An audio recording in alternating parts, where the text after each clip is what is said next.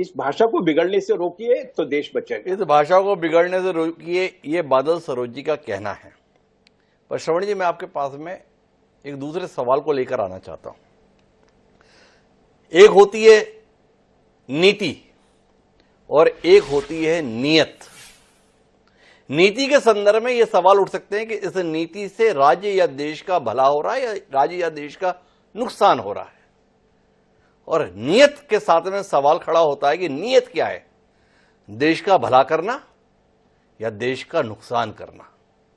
आपसे जानना ही चाहता हूं श्रवण जी, एक लंबा जो आपका सार्वजनिक जीवन है, क्या आज इस देश के दो राजनीतिक दल एक दूसरे की नीति को संदेह के दायरे में नहीं ला रहे हैं, ये राजनीतिक दल एक दूसरे की नीयत को संदेह के दायरे में ला रहे हैं देश के सम्मुख, और ये बता रहे हैं कि इनकी मंशा देश को खत्म करने की है, इनकी मंशा देश को बांट देने की है, इनकी मंशा देश को दुनिया के नक्शे से मानो खत्म कर देने की है।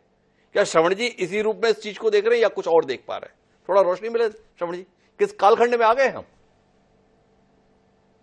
देखिए, मैं नियत पर तो शक नहीं कर रहा हूं, प्रधानमंत्री की नियत पर तो शक नहीं कर रहा हूं, और न खड़गे साहब की नियत पर शक कर रहा हूं कि देश को लेकर ये कोई इस तरह का इनके मन में हो।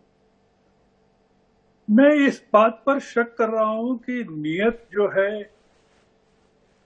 वो सत्ता के लिए विपक्ष को खत्म करने की है।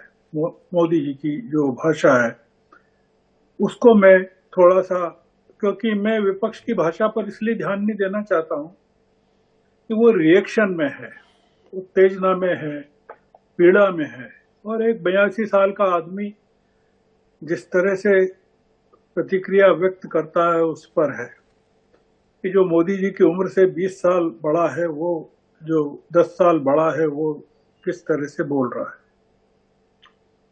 मुझे मोदी जी की भाषा पर आश्चर्य नहीं हो रहा है हिमांशु जी। मैं 2002 में गुजरात पहुंचा था और पिछले 22 सालों से मोदी जी को सुन रहा हूं। वो ऐसे ही बोलते हैं। आपने बहुत सारे उदाहरण दिए, बिल्किस बानो का, लंकेश गोरी का, तमाम उदाहरण दिए। मैं उनको प्रत्यक्ष देख चुका हूं गुजरात में कि गुलबर्ग कॉलोनी में किस तरह से लोगों को जलाया गया, तब वहां का मुख्यमंत्री क्या कर रहा था। बेस्ट बेकरी में देखने गया तो मैंने देखा कि किस तरह से जली हुई थी। मेरे लिए प्रधानमंत्री का जो स्वरूप है वो नया नहीं है। मुझे तकलीफ थोड़ी ये हुई कि प्रधानमंत्री बदलने को तैयार नहीं है। अगर आप विजेता हैं, आपको लग रहा है कि हरियाणा ने आपके आत्मविश्वास को 4 गुना कर दिया है, तो आपको ज्यादा विनम्र होना चाहिए। आप कह रहे हैं कि कांग्रेस का ठेका अर्बन नक्सलियों के पास है। अर्बन नक्सलियों को भारतीय जनता पार्टी की सरकार जेलों में डालती है, कुछ लोगों की मौत हो जाती है। स्टेन स्वामी की मौत हो गई अंदर, साईं बाबा की बाहर आने के बाद हो गई। अदालतें उनको छोड़ देती है, वो कहते हैं कि नहीं, अर्बन नक्सली नहीं है। अब जजों को जेलों में डाल दिया जाना चाहिए कि वो अर्बन नक्सली इनको क्यों नहीं मान रहा है। अदालतों पर ताले लगा देना चाहिए। खड़गे जी ठीक कह रहे हैं कि आप आतंकवादी हैं।